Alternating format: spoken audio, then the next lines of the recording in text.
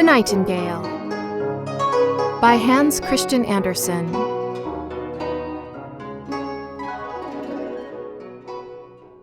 The Emperor of China is a Chinaman, as you most likely know, and everyone around him is a Chinaman too.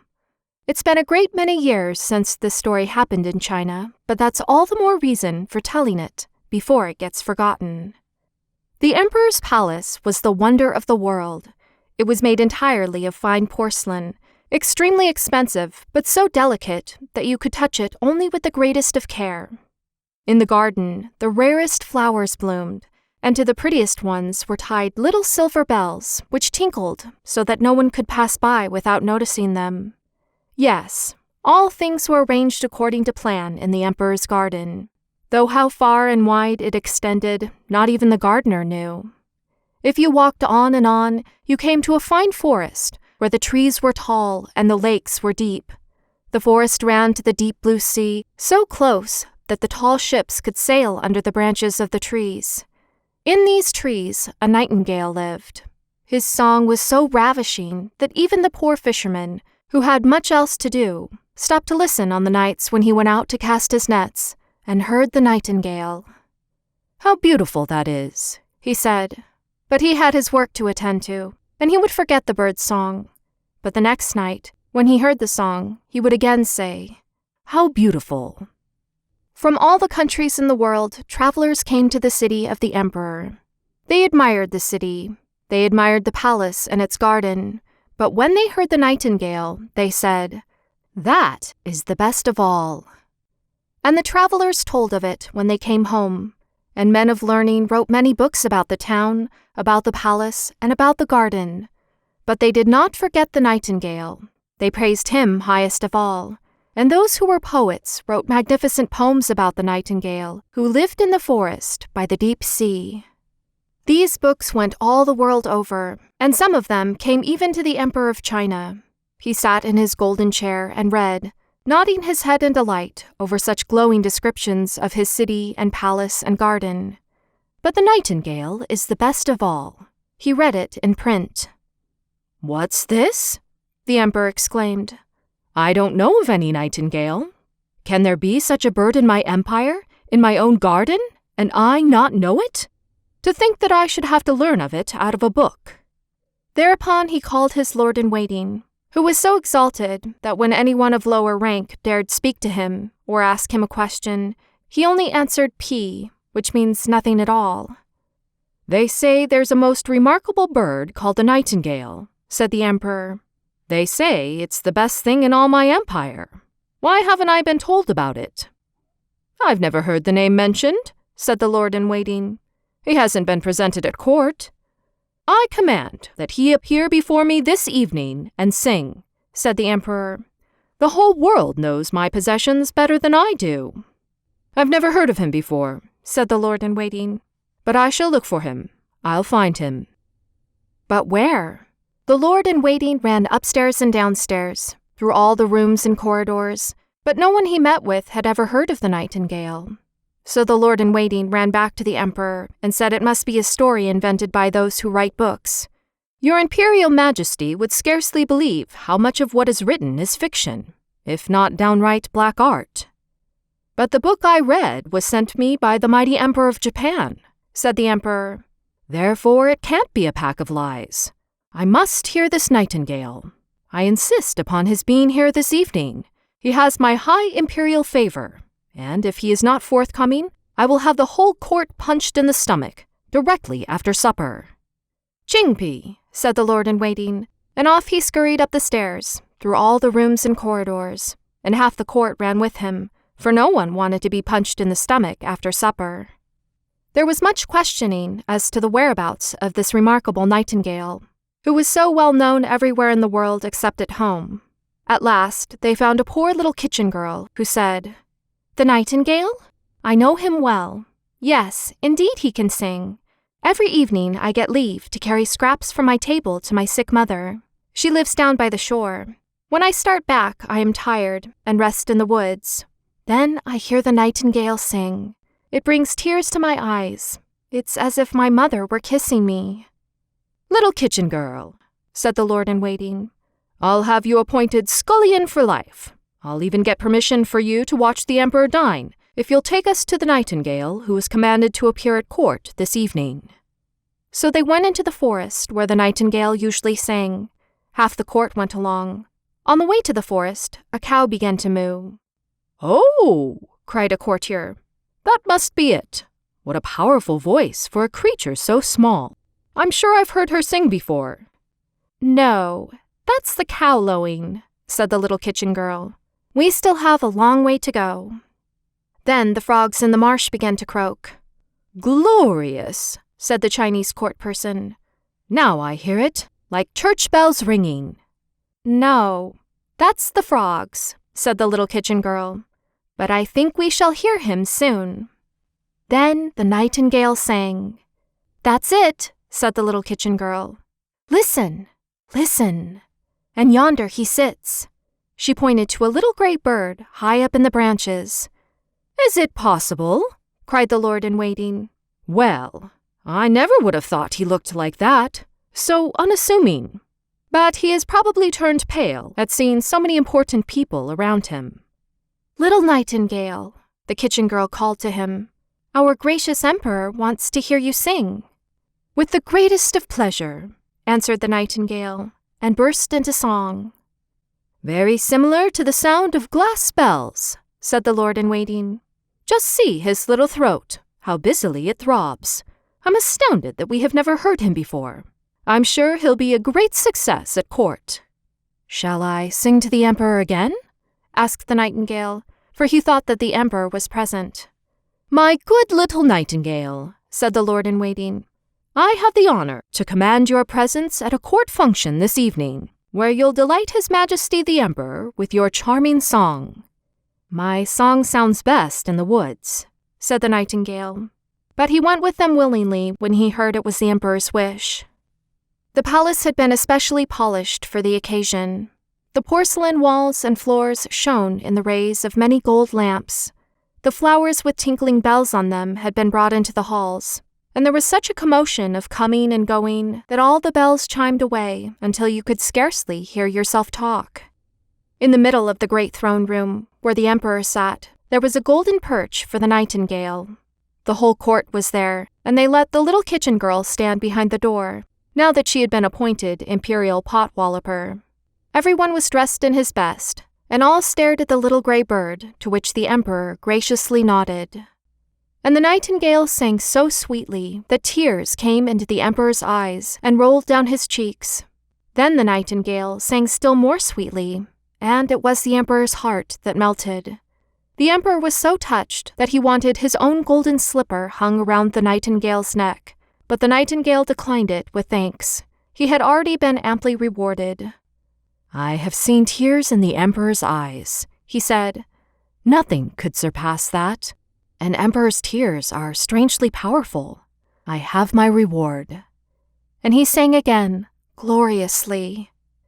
"It is the most charming coquetry we have ever heard," said the ladies-in-waiting, and they took water in their mouths so they could gurgle when anyone spoke to them, hoping to rival the Nightingale. Even the lackeys and chambermaids said they were satisfied, which was saying a great deal, for they were the hardest to please. Unquestionably, the Nightingale was a success. He was to stay at court and have his own cage. He had permission to go for a walk twice a day and once a night. 12 footmen attended him, each one holding tight to a ribbon tied to the bird's leg. There wasn't much fun in such outings. The whole town talked about the marvelous bird, and if two people met, one could scarcely say night before the other said gale, and then they would sigh in unison, with no need for words. 11 pork butchers' children were named Nightingale, but not one could sing. One day, the emperor received a large package labeled The Nightingale. "This must be another book about my celebrated bird," he said. But it was not a book. In the box was a work of art, an artificial nightingale, most like the real one, except that it was encrusted with diamonds, rubies, and sapphires. When it was wound, the artificial bird could sing one of the nightingale's songs, while it wagged its glittering gold and silver tail. Round its neck hung a ribbon inscribed, The Emperor of Japan's nightingale is a poor thing compared with that of the Emperor of China." "Isn't that nice?" everyone said, and the man who had brought the contraption was immediately promoted to be Imperial Nightingale Fetcher-in-Chief. "Now let's have them sing together. What a duet that will be," said the courtiers. So they had to sing together, but it didn't turn out so well, for the real nightingale sang whatever came into his head, while the imitation bird sang by rote. "That's not the newcomer's fault," said the music master. "He keeps perfect time, just as I have taught him." Then they had the imitation bird sing by itself. It met with the same success as the real nightingale, and besides, it was much prettier to see, all sparkling like bracelets and breastpins. 33 times it sang the self-same song without tiring. The courtiers would gladly have heard it again, but the emperor said the real nightingale should now have his turn. Where was he? No one had noticed him flying out the open window, back to his home in the green forest. "But what made him do that?" said the emperor. All the courtiers slandered the nightingale, whom they called a most ungrateful wretch. "Luckily, we have the best bird," they said, and made the imitation one sing again. That was the 34th time they had heard the same tune, but they didn't quite know it by heart because it was a difficult piece, and the music master praised the artificial bird beyond measure. Yes, he said that the contraption was much better than the real nightingale, not only in its dress and its many beautiful diamonds, but also in its mechanical interior. "You see, ladies and gentlemen, and above all, your Imperial Majesty, with a real nightingale, one never knows what to expect. But with this artificial bird, everything goes according to plan. Nothing is left to chance. I can explain it and take it to pieces, and show how the mechanical wheels are arranged, how they go around, and how one follows after another." "Those are our sentiments exactly," said they all, and the music master was commanded to have the bird give a public concert next Sunday. The emperor said that his people should hear it, and hear it they did, with as much pleasure as if they had all gotten tipsy on tea, Chinese fashion. Everyone said, "Oh," and held up the finger we call lickpot, and nodded his head. But the poor fisherman who had heard the real nightingale said, "This is very pretty, very nearly the real thing, but not quite. I can't imagine what is lacking." The real nightingale had been banished from the land. In its place, the artificial bird sat on a cushion beside the emperor's bed. All its gold and jeweled presents lay about it, and its title was now Grand Imperial Singer of the Emperor to Sleep. In rank, it stood first from the left, for the emperor gave preeminence to the left side because of the heart. Even an emperor's heart is on the left. The music master wrote a 25-volume book about the artificial bird. It was learned, long-winded, and full of hard Chinese words, yet everybody said they read it and understood it, lest they show themselves stupid and would then have to be punched in their stomachs.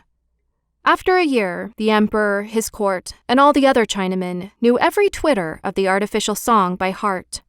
They liked it all the better now that they could sing it themselves, which they did. The street urchins sang, "Zee, zee, zee, zee, cluck, cluck, cluck," and the emperor sang it too. That's how popular it was. But one night, while the artificial bird was singing his best by the emperor's bed, something inside the bird broke with a twang. Whirr! All the wheels ran down, and the music stopped. Out of bed jumped the emperor and sent for his own physician. But what could he do? Then he sent for a watchmaker, who conferred and investigated and patched up the bird after a fashion. But the watchmaker said that the bird must be spared too much exertion, for the cogs were badly worn, and if he replaced them, it would spoil the tune. This was terrible. Only once a year could they let the bird sing, and that was almost too much for it. But the music master made a little speech full of hard Chinese words, which meant that the bird was as good as it ever was, so that made it as good as ever. 5 years passed by, and a real sorrow befell the whole country. The Chinamen loved their emperor, and now he fell ill. Ill unto death, it was said. A new emperor was chosen in readiness. People stood in the palace street and asked the lord-in-waiting how it went with their emperor. "Pee," said he, and shook his head. Cold and pale lay the emperor in his great magnificent bed. All the courtiers thought he was dead, and went to do homage to the new emperor. The lackeys went off to trade gossip, and the chambermaids gave a coffee party because it was such a special occasion. Deep mats were laid in all the rooms and passageways to muffle each footstep. It was quiet in the palace, dead quiet. But the emperor was not yet dead. Stiff and pale he lay, in his magnificent bed with the long velvet curtains and the heavy gold tassels. High in the wall was an open window, through which moonlight fell on the emperor and his artificial bird. The poor emperor could hardly breathe.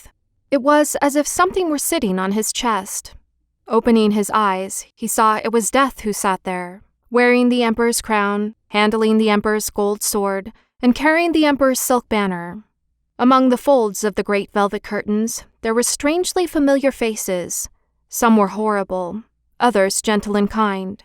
They were the emperor's deeds, good and bad, who came back to him now that death sat on his heart. "Don't you remember?" they whispered one after the other. "Don't you remember?" And they told him of things that made the cold sweat run on his forehead. "No, I will not remember," said the emperor. "Music, music! Sound the great drum of China, lest I hear what they say." But they went on whispering, and Death nodded, Chinese fashion, at every word. "Music, music!" the emperor called. "Sing, my precious little golden bird, sing! I have given you gold and precious presents. I have hung my golden slipper around your neck. Sing, I pray you, sing!" But the bird stood silent. There was no one to wind it, nothing to make it sing. Death kept staring through his great hollow eyes, and it was quiet, deadly quiet. Suddenly, through the window came a burst of song. It was the little live nightingale who sat outside on a spray. He had heard of the emperor's plight and had come to sing of comfort and hope. As he sang, the phantoms grew pale, and still more pale, and the blood flowed quicker and quicker through the emperor's feeble body. Even Death listened and said, "Go on, little nightingale, go on." "But," said the little nightingale, "will you give back that sword, that banner, that emperor's crown?" And Death gave back these treasures for a song. The nightingale sang on. It sang of the quiet churchyard where the white roses grow, where the elder flowers make the air sweet, and where the grass is always green, wet with tears of those who are still alive. Death longed for his garden. Out through the windows drifted a cold gray mist as Death departed. Thank you," the emperor said. "Little bird from heaven, I know you of old.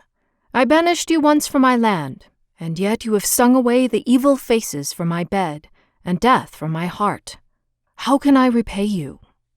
"You have already rewarded me," said the nightingale. "I brought tears to your eyes when first I sang for you. To the heart of a singer, those are more precious than any precious stone. But sleep now, and grow fresh and strong while I sing." He sang on until the emperor fell into a sound, refreshing sleep, a sweet and soothing slumber. The sun was shining in his window when the emperor woke, restored and well. Not one of his servants had returned to him, for they thought him dead, but the nightingale still sang. "You must stay with me always," said the emperor. "Sing to me only when you please. I shall break the artificial bird into 1,000 pieces." "No," said the nightingale. "It did its best. Keep it near you. I cannot build my nest here, or live in a palace, so let me come as I will. Then I shall sit on the spray by your window and sing things that will make you happy, and thoughtful too. I'll sing about those who are gay and those who are sorrowful. My songs will tell you of all the good and evil that you do not see. A little singing bird flies far and wide, to the fisherman's hut, to the farmer's home, and to many other places a long way off from you and your court. I love your heart better than I do your crown, and yet your crown has been blessed too. I will come and sing to you if you will promise me one thing." "All that I have is yours," cried the emperor, who stood in his imperial robes, which he had put on himself, and held his heavy gold sword to his heart. "One thing only," the nightingale asked. "You must not let anyone know that you have a little bird who tells you everything. Then all will go even better." And away he flew. The servants came in to look after their dead emperor, and there they stood. And the emperor said, Good morning.